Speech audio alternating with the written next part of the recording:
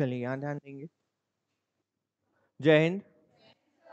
कल ओवरव्यू में हमने देखा था, पंचायती राज व्यवस्था पढ़ रहे थे। पंचायती राज व्यवस्था का इतिहास क्या रहा, पंचायती राज व्यवस्था ने किस प्रकार से भारत में धीरे धीरे खुद को क्या किया, डेवलप किया। और हमने देखा कि आजादी के पहले तो पंचायती राज व्यवस्था को धीरे धीरे डेवलप किया जा रहा था, परंतु आजादी के बाद भी कई समितियों का गठन किया गया ताकि इसे और बेहतर तरीके से इम्प्लीमेंटेशन हमारे देश में किया जा सके। समय समय पर कठिनाइयां भी आई। जब संविधान सभा में इस चीज को लेकर डिस्कशन हुआ कि पंचायती राज व्यवस्था को संविधान में जोड़ना चाहिए या नहीं जोड़ना चाहिए, तो कुछ मतभेद भी हुए, पर लास्ट में कंक्लूजन ये निकला कि हमें इसे संविधान में एक भाग के रूप में जोड़ना चाहिए। तो हमने जोड़ा भी, परंतु किस में जोड़ा, हमने जोड़ा इसे डीपीएसपी में, आर्टिकल नंबर 40 के अंतर्गत। अब आर्टिकल नंबर 40 ने इसको बाध्यकारी नहीं बनाया। अब पंचायती राज व्यवस्था बाध्यकारी नहीं थी, तो जिन राज्यों को अच्छा लगा उन्होंने इम्प्लीमेंट किया, जिन्हें नहीं लगा उन्होंने इम्प्लीमेंट नहीं किया। और जिन्होंने इम्प्लीमेंट किया उन्होंने अपनी मर्जी के मुताबिक अपने तरीके से उनकी शक्तियों का उपयोग किया और उस शक्तियां प्रदान की, और जिसको जितने स्तर लगे उन्होंने उतने स्तर के आधार पर उसका गठन अपने राज्यों में किया। पर धीरे धीरे हमें पता चला कि समितियों का जिस प्रकार से गठन होता गया, फिर ये कोशिश की जा रही थी कि इसे क्या किया जा सके, थोड़ा बाध्यकारी बनाया जा सके। तो बाध्यकारी बनाने के लिए जब समितियों ने रिकमेंडेशन दिया, अलग अलग समितियों ने, सबसे पहली समिति कौन थी जिसने बोला कि इसे संवैधानिक दर्जा दिया जाना चाहिए, तो ये थी आपकी अशोक मेहता समिति, जो 1977 में बनाई गई थी। जबकि अगर पूछा जाए कि पंचायती राज व्यवस्था से संबंधित सबसे पहली समिति कौन सी है, तो वो है आपकी बलवंत राय मेहता समिति, जो 1957 में बनाई गई थी। तो अब संविधान में इसको हिस्सा देने की मांग उठ रही थी, तो धीरे धीरे वर्ष गुजरते गए, समितियां बनती गई। फिर आता है वर्ष 1992, 1992, और आखिरकार एक संशोधन किया जाता है। कौन सा संशोधन? 73rd कॉन्स्टिट्यूशनल अमेंडमेंट, 73वां संविधान संशोधन, जिसका वर्ष होता है क्या, 1992। और इस वर्ष पूर्ण रूप से इसे एक वैधानिक से कंप्लीटली क्या बना दिया जाता है, संवैधानिक। अच्छा, संवैधानिक तो ये पहले भी था, क्योंकि आर्टिकल 40 में तो पहले भी है कि पंचायती राज का गठन किया जाएगा, परंतु 73वें संविधान संशोधन ने इसको क्या बना दिया, बाध्यकारी, कि अब आपको इसे लागू करना पड़ेगा। आपको अच्छा लगे तो ठीक, ना लगे तो ठीक, करना पड़ेगा। अपनी अपनी कंडीशन के हिसाब से आप लागू नहीं करेंगे। जिस प्रकार से 73rd कॉन्स्टिट्यूशनल अमेंडमेंट में चीजें लिखी हैं, बिंदुवार आपको एज इट इज संविधान के अनुसार उस पंचायती राज व्यवस्था को अपने राज्य में लागू करना पड़ेगा। तो हमें वही देखना है आज कि 73rd कॉन्स्टिट्यूशनल अमेंडमेंट आखिर क्या है, इसमें पॉइंट्स क्या लिखे गए थे, और एक्चुअल में आज जो पंचायती राज व्यवस्था हमारे देश में है, राज्यों के भीतर ग्रामों में कार्यरत है, वो किस प्रकार का ढांचा है, वो किस प्रकार की बॉडी है, किस प्रकार से कार्य कर रही है। तो स्टार्ट करें। देखिए, 73वां संविधान संशोधन अधिनियम, जिसे किस नाम से जानते हैं, पंचायती राज अधिनियम, क्योंकि इसने किसे बाध्यकारी बनाया, पंचायती राज व्यवस्था को बाध्यकारी बनाया। भारत में एक ऐतिहासिक कानून है जिसका उद्देश्य ग्रामीण क्षेत्रों में विकेंद्रीकृत स्वशासन की कितने स्तरीय, त्रिस्तरीय। वह कौन सी समिति है जिसने सर्वप्रथम त्रिस्तरीय व्यवस्था की मांग की थी? बलवंत राय। पहला स्तर था, पहला स्तर क्या था, ग्राम, दूसरा ब्लॉक, और तीसरा ब्लॉक जिसे आप जिला पंचायत भी कहते हैं, और चौथा था आपका जिला परिषद। भारत में एक ऐतिहासिक कानून है जो त्रिस्तरीय की मांग करता है, प्रणाली पर आधारित है। अधिनियम के मुख्य प्रावधान भारतीय संविधान के भाग 9, इसके लिए संविधान में एक भाग जोड़ा गया था, कौन सा, भाग 9। पर यहां पर एक सवाल उठता है कि शायद हम जहां तक जानते हैं कि संविधान के तो मूल भाग में ही पहले से भाग 9 था। हमारे दिमाग में सवाल आता है कि आपने ऐसा क्यों कहा कि भाग 9 जोड़ा गया, जबकि हम जानते हैं कि मूल संविधान में तो भाग 9 पहले से ही अपना अस्तित्व रखता था। परंतु 7वां संविधान संशोधन जब किया गया था, 7th कॉन्स्टिट्यूशनल अमेंडमेंट, तो भाग 9 को पूर्णतः क्या कर दिया गया था, निष्क्रिय बना दिया गया था, और उसमें निहित सभी बिंदुओं को समाप्त कर दिया गया था। तो भाग 9 की जगह क्या हो गई, रिक्त, खाली हो गई। तो फिर से एक नए भाग 9 को जोड़ा गया, और इस बार उसका विषय रखा गया पंचायती राज व्यवस्था। अधिनियम के मुख्य प्रावधान भाग 9 में है, और आर्टिकल नंबर 243 से लेकर 243 ओ, कहां तक, 243 ओ। अच्छा, ओ के बाद क्या आता है, पी आता है। तो पी से शुरू हो जाएगा आपका नगर पालिका। क्या शुरू हो जाएगा, तो हम वो देखेंगे म्युनिसिपैलिटीज में जब हम नगर पालिका पढ़ेंगे नेक्स्ट लेक्चर में। तो आज हमारा काम ओ तक है। ओ तक आपका क्या है, पंचायती राज व्यवस्था। इसने भारत के सभी ग्रामीण क्षेत्रों में त्रिस्तरीय पंचायती राज प्रणाली की स्थापना को अनिवार्य किया और पंचायतों को अधिक शक्ति और अधिकार प्रदान किए जो ग्राम स्तर पर स्थानीय सरकारी निकाय थे। इन्होंने क्या किया, ग्रामों को स्वशासी निकाय बना दिया, अर्थात शक्तियां किसको दे दी कि देखो गांव के जो मुद्दे हैं वो आप अपने स्तर पर ही क्या कर लीजिए, उन्हें सॉल्व कर लीजिए। एक अच्छी पंचायत बनाइए, ग्राम व्यवस्था बनाइए, उसके लिए इलेक्शन कराइए, उस इलेक्शन को प्रत्यक्ष रूप से कराइए, गांव के लोगों के द्वारा चुने जाने चाहिए आपके प्रतिनिधि, और आपके प्रतिनिधि गांव के लिए क्या करेंगे, कार्य करेंगे। यह संशोधन केंद्र और राज्य सरकारों से स्थानीय पंचायतों तक शक्ति और निर्णय लेने के विकेंद्रीकरण में सहायक रहा और समाज के हाशिए पर रहने वाले वर्गों को सशक्त बनाने में मदद की। 73वां संविधान संशोधन कब, 1992। अच्छा, अक्सर इस चीज को लेकर कंफ्यूजन होता है कि 92 है 93 है, तो 92 में आपका अमेंडमेंट हुआ था, 93 से इसको लागू किया गया था। तो हमारा जो सबसे इंपॉर्टेंट वर्ष है वो 1992 है, क्योंकि हमें ये पता होना चाहिए कि अमेंडमेंट किस वर्ष किया गया था। तो 1992 में भारतीय संसद द्वारा पारित किया गया था और इसे पंचायती राज अधिनियम से नाम से भी जाना जाता है।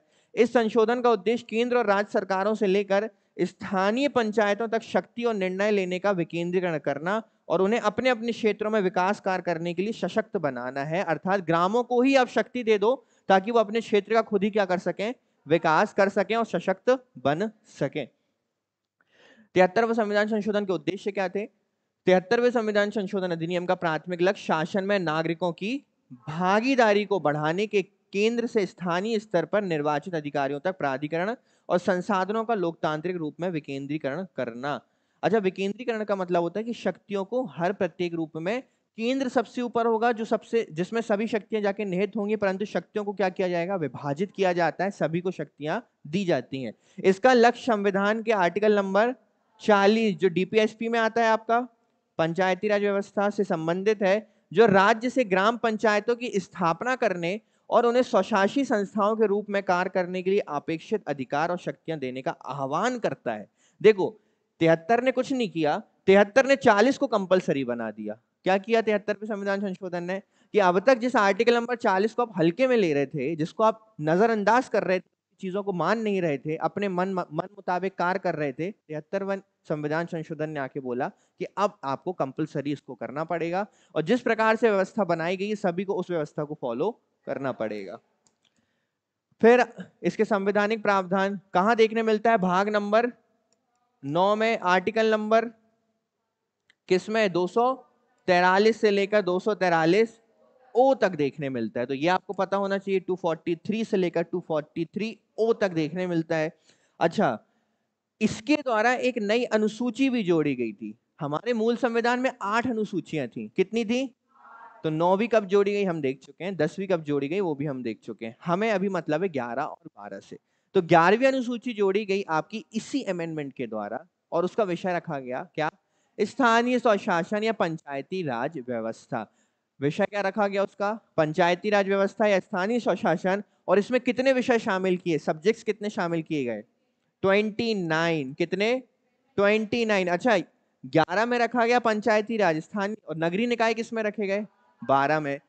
11वीं अनुसूची में रखे गए 29 सब्जेक्ट्स, 29 विषय, और 12 में कितने रखे गए? 18 विषय। कितने? तो ज्यादा विषय हैं आपके ग्राम स्तर पर, कम विषय हैं आपके नगर स्तर पर। इसके अतिरिक्त भाग 9 में अनुच्छेद 243 से 243 ओ तक के प्रावधान शामिल थे और इसको संविधान में पेश किया गया। इस संशोधन के तहत अब तक राज्य सरकार को अधिनियम की शर्तों के अनुरूप नई पंचायती व्यवस्था को लागू करने की क्या थी? आवश्यकता थी, क्योंकि अब ये इसे लागू करने के लिए क्या हो चुके हैं? बाध्यकारी, इन्हें लागू करना ही पड़ेगा। ठीक है, क्योंकि अमेंडमेंट आ चुका है एक वरदान के रूप में और वो बोल रहा है कि अब आपको इसे लागू करना पड़ेगा, आपकी इच्छा हो या इच्छा ना हो। अमेंडमेंट्स ये आप देख लीजिएगा, आर्टिकल्स सारे के सारे याद नहीं करना है, बस आपसे जो पूछा जाता है वो याद रखना कि ये तो केवल परिभाषा है किसकी? पंचायती राज व्यवस्था की। पूछा ये जाता है कि पंचायत का गठन किस आर्टिकल में? तो 243B किसमें है?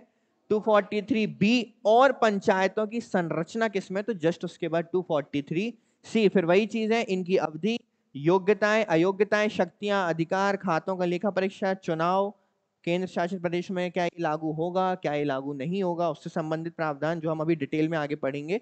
तो ये आप केवल एक नजर देखना, जिसमें से कुछ इंपॉर्टेंट है। ग्राम सभा की बात किसमें की गई है? 243A में। तो सबसे पहले ग्राम सभा, फिर उसके बाद गठन और उसके बाद संरचना। अच्छा, क्या यहाँ चुनाव कहीं दिख रहा है? तो हाँ, पंचायतों के लिए चुनाव, ये मोस्ट इंपॉर्टेंट आर्टिकल है आपका के याद रखना। 243 के किससे संबंधित है? इलेक्शन से संबंधित है। चुनाव किसके चुनाव से संबंधित है?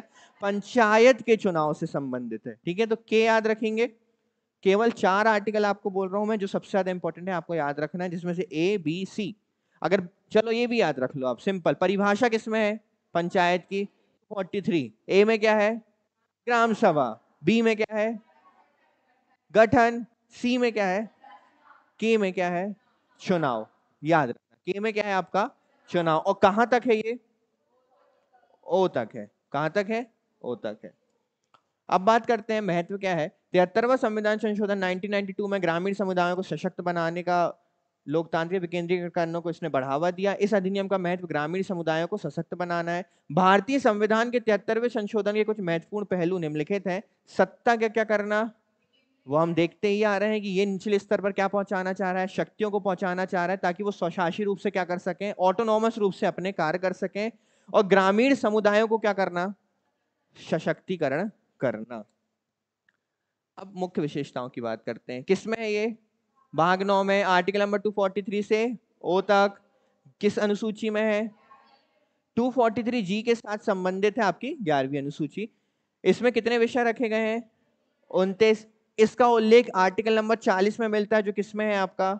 डीपीएसपी में है। इस अधिनियम में राज्यों द्वारा अपनाए जाने वाले कुछ अनिवार्य और कुछ स्वैच्छिक प्रावधान शामिल हैं।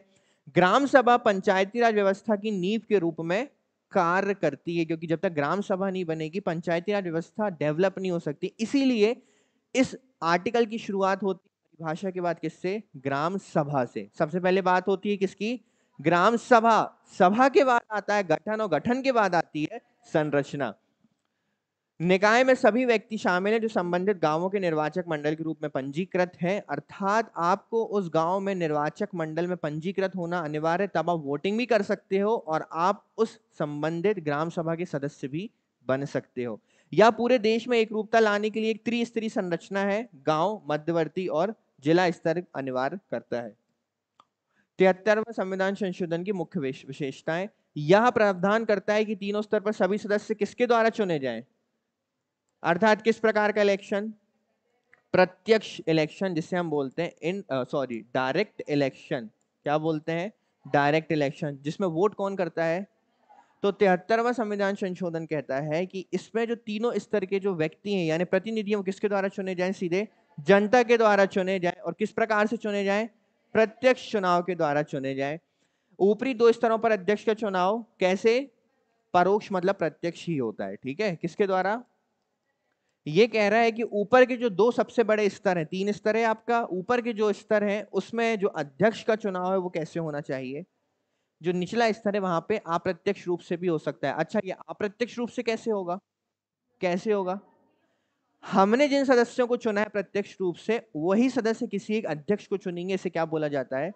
अप्रत्यक्ष चुनाव। अच्छा, और क्या प्रावधान करता है ये संशोधन? तो प्रत्येक पंचायत में एससी और एसटी की आबादी के अनुसार क्या रखी जाएंगी? आरक्षित सीटें रखी जाएंगी। तीनों स्तरों पर अध्यक्ष के कार्यालयों के आरक्षण के संबंध में स्वैच्छिक प्रावधान करने के लिए राज्य पर निर्भर है। अर्थात ये किस पर डिपेंड करेगा? राज्य पर, कि वो आबादी के हिसाब से, स्थान के हिसाब से सीटों को क्या करे? रिजर्व्ड करे। इसके अलावा अध्यक्ष पद के लिए भी कार्यालय का 1/3 हिस्से के अधिक महिलाओं के लिए क्या रखे जाएंगे? आरक्षित रखे जाएंगे। पंचायतें कितने वर्ष के लिए होंगी? 5 साल की अवधि के लिए होंगी और चुनाव मौजूदा कार्यकाल की समाप्ति से पहले किए जाएंगे। मतलब 5 वर्ष पूर्ण होने से पहले क्या हो जाएंगे? फिर से चुनाव, ताकि नई पंचायत का गठन किया जा सके। ठीक है, एक चीज हम आगे और देखेंगे कि मान लो ये डिसॉल्व हो गई, डिसॉल्व हो गई मतलब भंग हो गई पंचायत किसी वजह से, तो 6 माह के भीतर क्या कराना जरूरी है? फिर से चुनाव कराना कंपलसरी हो जाएगा। अधिनियम क्रमशः वित्त और चुनाव के संचालन की राज्य वित्त आयोग और राज्य निर्वाचन आयोग के पद को क्या करता है? हमने देखा था कल जब हम कमीशंस पढ़ रहे थे, तो उसमें बार बार जिक्र आ रहा था कि एक वित्त आयोग होना चाहिए, एक चुनाव आयोग होना चाहिए जो चुनाव करवाए। अब वो चीज इनको दे दी गई है। राज्य में नगर पालिका के चुनाव और आपके स्थानीय निकाय के चुनाव या पंचायत के चुनाव कौन कंडक्ट करवाता है? राज्य निर्वाचन आयोग। कौन करवाता है? राज्य स्टेट इलेक्शन कमीशन। जबकि जो विधायक है या विधानसभा या विधानमंडल के चुनाव है वो कौन करवाता है? कौन करवाता है? भारत निर्वाचन आयोग, जो हमारी सेंट्रल एजेंसी है इलेक्शन की, वो करवाती है, ना कि राज्य निर्वाचन आयोग। इस पे हमें कोई डाउट है कि राज्य निर्वाचन आयोग हमारे विधानमंडल के चुनाव करवाता है क्या? नहीं, राज्य निर्वाचन आयोग केवल किसके चुनाव करवाता है? पंचायत के चुनाव और नगरीय निकायों के चुनाव। पंचायतों की ऑडिटिंग के लिए एक अलग से बॉडी बनाई जाएगी, जो क्या बना दी गई मतलब इस अमेंडमेंट के द्वारा, कि ऑडिट किया जाएगा। अच्छा, ऑडिट क्यों कर रहे हो आप? क्या इनके पास पैसा है? क्या इनके पास पैसा आता जाता है? तो हाँ, आता जाता है। कैसे आता जाता है? क्योंकि इसी अमेंडमेंट ने इनको पावर दी कि ये अपने क्षेत्रों में टैक्स भी लगा सकते हैं और फाइन भी इंपोज कर सकते हैं। अर्थात इनके पास इनकम होगी, उस इनकम का क्या होना जरूरी है? ऑडिटिंग होना जरूरी है। अधिनियम राज्य विधानसभा को पंचायत के वित्त के बारे में कानून बनाने और कैसे किन शर्तों पर कर लगा सकते हैं, एकत्र कर सकते हैं और उचित कर लगा सकते हैं की शक्ति प्रदान करता है। अर्थात अधिनियम जो है आपका 73वां संविधान संशोधन अधिनियम, ये राज्य विधानसभा को पंचायत से संबंधित किसी भी प्रकार का कर कैसे लगाना है, किस पर लगाना है, शुल्क कितना लगाना है, किस पर लगाना है, ये सभी शक्तियां किसको प्रदान करता है? विधानसभा को प्रदान करता है कि वो अपने राज्य में किस प्रकार की शक्तियां देनी चाहती कर से संबंधित। कई राज्यों और क्षेत्रों को इस कानून में छूट दी गई है।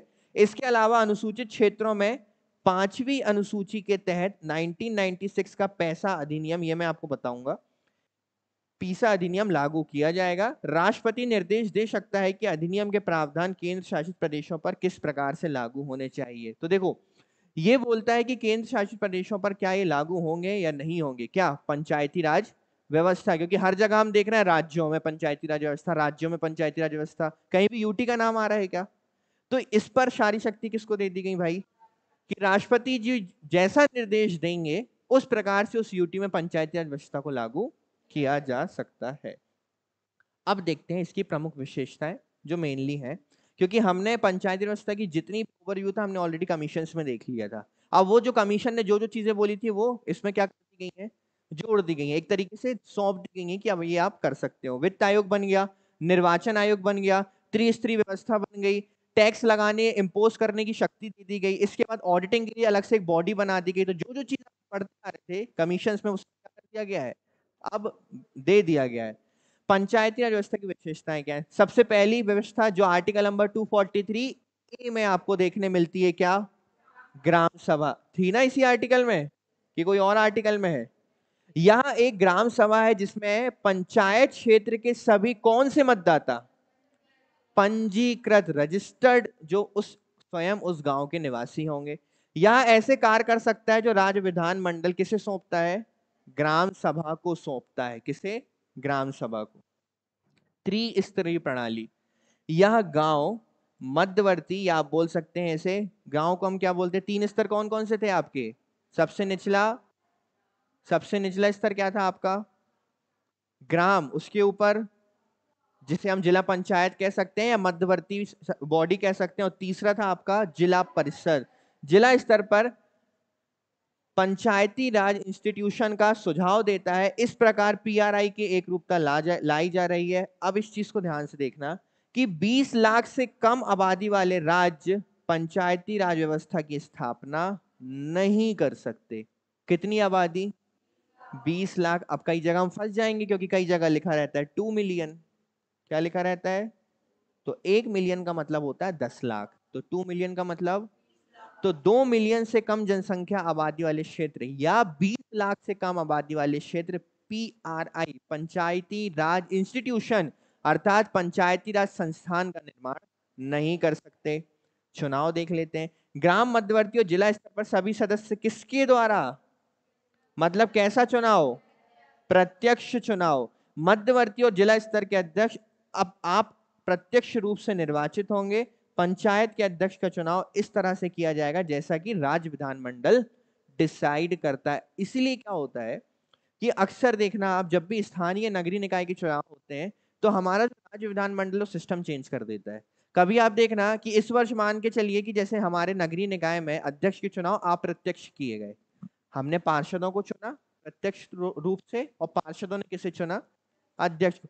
हो सकता है सरकार इस चीज को नेक्स्ट अगले 5 वर्ष के बाद क्या कर दे, बदल दे कि अब अध्यक्ष किससे चुना जाएगा, अब पार्षद भी प्रत्यक्ष रूप से चुने जाएंगे और अध्यक्ष भी, क्योंकि इससे पहले जब चुनाव हुए थे हमारे जिले में तब इसे कैसे चुना गया था, दोनों को ही प्रत्यक्ष रूप से, यानी दोनों को ही वोट किसने दिया था, जनता ने दिया था। इस वर्ष वो सिस्टम चेंज हो गया क्योंकि शक्तियां किसको दी गई हैं, राज्य, समझ में आया।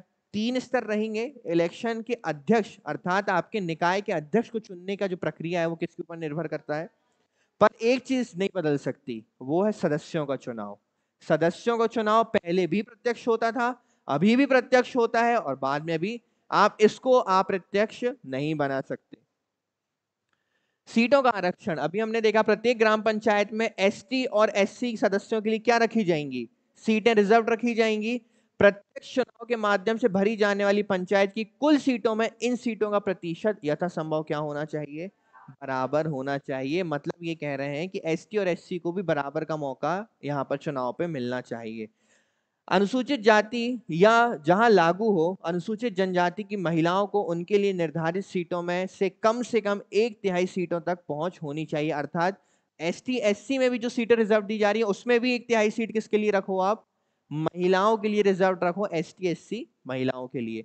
प्रत्येक ग्राम पंचायत में प्रत्यक्ष चुनाव द्वारा भरी जाने वाली सीटों की कुल संख्या का कम से कम कितना, फिर से पढ़ रहा हूं मैं, प्रत्येक ग्राम पंचायत में प्रत्यक्ष चुनाव द्वारा भरी जाने वाली कुल संख्या का कम से कम 1/3, अब थोड़ा सा ब्रैकेट को छोड़ दो, 1/3 महिलाओं के लिए क्या होना चाहिए, आरक्षित होना चाहिए। अब इसको पढ़ते हैं, अनुसूचित जाति अनुसूचित जनजाति की महिलाओं के लिए आरक्षित सीटों की संख्या को मिलाकर, ऐसा नहीं कि आपने एसटी एसटी महिलाओं के लिए रिजर्व सीटें रख दी और उसको छोड़कर 1/3 और आप क्या कर रहे हो महिलाओं के लिए, ऐसा नहीं, उसको भी इंक्लूड कर दो और टोटल सीट्स का 1/3 किसके लिए रिजर्व रहेगा। अर्थात अगर 30 सीटें हैं तो उसमें से कितनी रिजर्व रहेंगी, 10 रिजर्व रहेंगी। अब 10 में से मान के चलते हैं 4 ऑलरेडी रिजर्व थी एसटी और, तो बची कितनी, तो ऐसा नहीं है कि आप 10 सीटें और रिजर्व रखोगे, आप अब कितनी रखोगे, केवल 6, तो 6 और 4 कितना हो गया, 10 सीटें रिजर्व हो गई। उपरोक्त आरक्षण अध्यक्ष के पद के लिए भी प्रदान किया जाएगा। ये होता है हमारे यहाँ पर भी होता है कि हर वर्ष अध्यक्ष की कैटेगरी बदल जाती है। कभी कभी होता है कि अध्यक्ष केवल कोई एसटी मेंबर ही बन सकता है, कभी होता है अध्यक्ष केवल कोई एससी मेंबर बन सकता है, तो किसी वर्ष होता है कि अध्यक्ष केवल कोई महिला ही बन सकती है, चाहे वो किसी भी कैटेगरी की हो। ठीक है, यह अधिनियम राज्य की विधायिका को पिछड़े वर्गों के लिए कोई भी आरक्षण करने के लिए भी अधिकृत करती है। अर्थात एसटी एससी तो ठीक है, आप चाहें तो पिछड़े वर्गों के लिए भी आरक्षण कर सकते हैं। ये सारी शक्तियां निकलकर कहां से आ रही हैं, 73 ये बोल रहा है, हम नहीं बोल रहे हैं, ना ही कोई केंद्र बोल रहा है, ये अमेंडमेंट बोल रहा है कि ये चीजें इसके अंदर लिखी हैं, इसके अनुसार आप कार्य कर सकते हैं। पंचायतों की अवधि हमने देख लिया कितनी होगी, 5 साल होगी। योग्यता और अयोग्यता देख लेते हैं।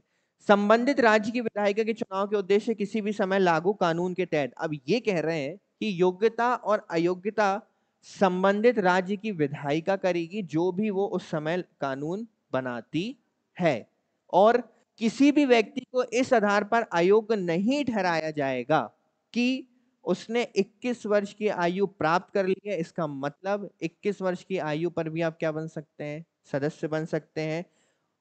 प्राप्त कर ली है तो उसकी आयु 25 वर्ष से कम है। ये बात आई समझ में कि फिर से पढ़ के बताऊं, आ गई है, क्या कहना चाह रहा है बताओ जरा। हाँ, वो भी क्या कर सकते हैं, भाग ले सकते हैं, इस आधार पर उन्हें अयोग्य नहीं ठहराया जाए। बहुत अच्छी बात समझ गए आप लोग।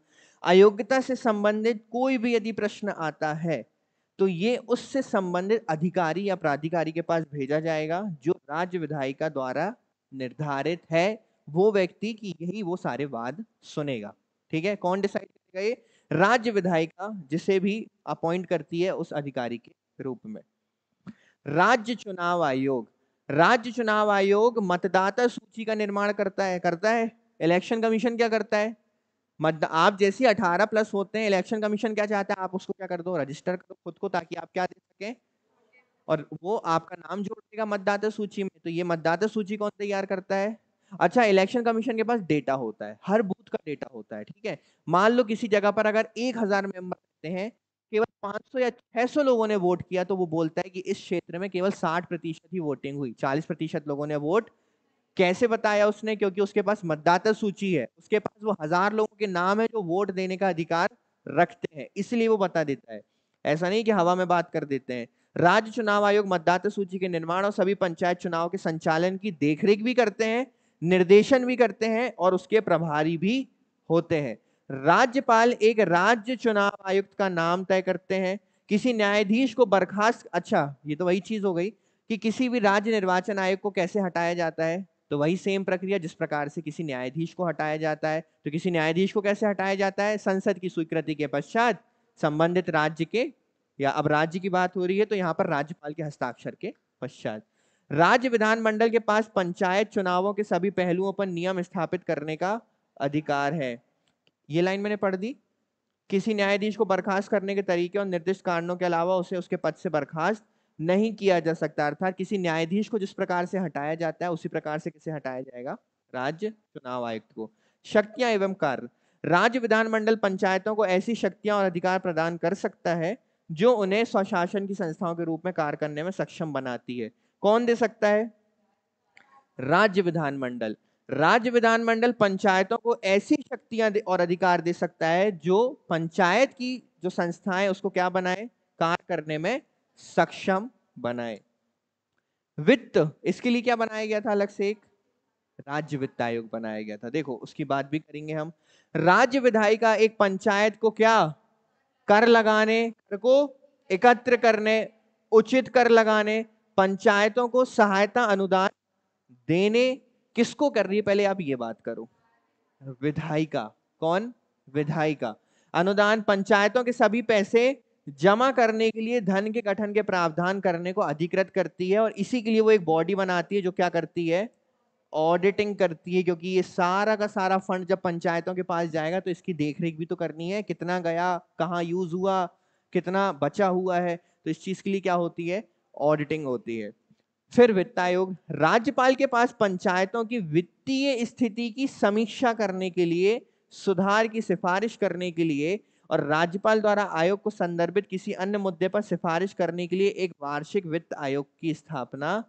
अच्छा, राष्ट्रीय वित्त आयोग क्यों बनाया जाता है? ये सिफारिशें करता है कि क्या जरूरी है और क्या जरूरी नहीं है, कि आपने जो इस जगह पर वित्त भेजा था पंचायतों को वो सही है या नहीं। अगर सही है तो ओके है, और आपने जिस स्थान पर वित्त नहीं भेजा तो क्या वहां भेजना चाहिए था? तो अगली बार इस चीज का ध्यान रखा जाए कि पंचायतों को इस स्थान पर वित्त या इस सब्जेक्ट पर, इस विषय पर वित्त प्रोवाइड कराया जाए। ये सारी चीजें रिकमेंड कौन करता है? वित्त आयोग। जैसे नीति आयोग रिकमेंड करता है योजनाओं को, वैसे वित्त आयोग रिकमेंड करता है कि वित्त में क्या सुधार होने हैं और पंचायतों को किस प्रकार से वित्त उपलब्ध कराना है। लेखा परीक्षा अभी हमने देखा, जब ये सारी चीजें होंगी तो ये भी होगा। क्या होगा आपका? तो ऑडिटिंग भी होती है। और अंत में हमारी 11वीं अनुसूची अधिनियम में एक नई अनुसूची शामिल की गई जिसमें PRI, पंचायती राज इंस्टीट्यूशन के दायरे से आने वाली क्षेत्र शामिल है। अंतिम, कि आखिर इन सारी चीजों का परिणाम क्या निकला? 73वां संविधान संशोधन जो लागू हुआ तो इसके रिजल्ट्स आखिर क्या देखने को मिले? तो ऐसा है कि 73वें संविधान संशोधन के पारित होने के परिणाम स्वरूप देश में स्थानीय स्वशासन में उल्लेखनीय सुधार किया गया। केंद्र सरकार ने इसे मनाने और संस्थान को और भी मजबूत करने के लिए 2010 से, याद रखना कब से, प्रत्येक किस दिनांक को? 24 अप्रैल को किस दिन के नाम से? पंचायती राज दिवस। कब से शुरू किया गया? 2010। डेट कब? तो प्रत्येक वर्ष 24 अप्रैल को क्या मनाया जाता है? राष्ट्रीय पंचायती राज दिवस मनाया जाता है। ग्राम पंचायत, मंडल परिषद या पंचायत, या जिसे आप ब्लॉक भी बोलते हैं, और जिला परिषद, ये 3 स्तर हैं आपके, ठीक है? इस पे कंफ्यूज मत होना। ये तो हमें पता है, ग्राम पंचायत सबसे निचला स्तर, फिर आता मध्य स्तर जिसे हम बोलते हैं पंचायत समिति, ब्लॉक समिति, और तीसरा स्तर आपका आता है जिला परिषद, जिन पर औपचारिक पंचायती राज आज संचालित हो रहा है। यह संशोधन डीपीएसपी के गांधीवादी सिद्धांत पर आधारित है, क्योंकि संविधान में डीपीएसपी में से बहुत से आर्टिकल्स रखे गए इस पर आधारित है, गांधीवादी विचारधारा पर आधारित है, जो विकेंद्रीकृत लोकतंत्र की वकालत करता है। या इस विचार की वकालत करता है कि व्यक्तियों को अपने निर्णय स्वयं लेने चाहिए। गांधी जी ने तीसरे स्तर की सरकार की वकालत की। तीसरा स्तर कौन सा है आपका? ग्राम पंचायत। तीसरे स्तर की सरकार की वकालत की जो जमीनी स्तर पर गांव के लोगों की समस्याओं को समझ सके। और इस पर महात्मा गांधी का एक कथन है कि अगर हम पंचायत राज यानी सच्चे लोकतंत्र के अपने सपने को साकार होते देखेंगे तो हम सबसे विनम्र और सबसे निचले भारतीय को भी देश के सबसे ऊंचे शासक के समान ही भारत का शासक मानेंगे। ये कथन किसका है? महात्मा गांधी का है। तो ये था आपका पंचायती राज व्यवस्था, जिस पर हमें ये पता चला कि एट द एंड आखिर इसका मोटिव क्या है। तो मोटिव इसका है कि जो हमारा सबसे निचला स्तर है, ग्रामीण स्तर, उसको मजबूत बनाना, सशक्त बनाना है। तो ये मजबूत कैसे बनेगा, सशक्त कैसे बनेगा? जब उसकी बॉडी में उस गांव के लोग मिलकर कार्य करेंगे, एक नई बॉडी बनाएंगे। तो खुद के लोग, जैसे हम बोलते हैं ना कि हम दूसरों के घरों से ज्यादा खुद के घर का ध्यान ज्यादा रखते हैं। दूसरों के घर में भले ही कचरा पड़े रहे, हम देखेंगे, हम कुछ नहीं करेंगे। कभी भी आप पड़ोसी के घर में जाकर झाड़ू मारना पसंद करोगे क्या? पर खुद के घर में यदि आप गंदगी देखोगे तो शायद आपको लगेगा कि हमें से साफ। अब बहुत बेशर्मी हो गए आप मेरे जैसे कि गंदा है तो गंदा रहने दो, ठीक है, वो आपके ऊपर है। तो वैसे ही बोला गया कि अपने गांव का डेवलपमेंट करना है तो बेहतर है कि उसी गांव के सदस्यों को वहां पर क्या बनाया जाए, मेंबर, और उसी गांव के लोगों को वहां का स्वशासन सौंपा जाए। शक्तियां किस प्रकार से देनी है ये राज्य को डिसाइड करने दो, विधानसभा को डिसाइड करने दो, परंतु शक्तियां दो ताकि बेहतर ढंग से उसको क्या कर सके, कार्य। और जो लोग हैं वो चुने जाएंगे स्वयं गांव के लोगों के द्वारा। तो प्रतिनिधि भी उनमें से ही चुनकर आएगा। तो हो सकता है शायद वो बेहतर ढंग से कार्य कर सके। अब देखो, हर गांव की जलवायु अलग है, हर गांव की परिस्थिति अलग है। किसी गांव में नदी है तो किसी गांव में नदी नहीं है, किसी गांव में सिंचाई अधिक तो किसी गांव में बिल्कुल सूखा है। तो हर गांव की अपनी अपनी समस्याएं होती हैं और जो सबसे बेहतर ढंग से उस गांव के निवासी ही समझ सकते हैं। इसलिए गांधी जी इस पक्ष के बहुत पक्षधर थे कि हमारे देश में पंचायती राज व्यवस्था तो होनी ही चाहिए। इसलिए हमारे देश में पंचायती राज व्यवस्था है और आज बहुत अच्छे बेहतर ढंग से वो कार्य कर रही है और समय समय पर इस पर रिफॉर्म्स होते जा रहे हैं और होते जाएंगे और हमारे गांव धीरे धीरे ऐसे ही सशक्त बनते जाएंगे। तो ये था आपका पंचायती राज व्यवस्था, 73rd कॉन्स्टिट्यूशनल अमेंडमेंट 1992। जो भी प्रॉब्लम हो नेक्स्ट लेक्चर में आप पूछ सकते हैं। तब तक के लिए जय हिंद।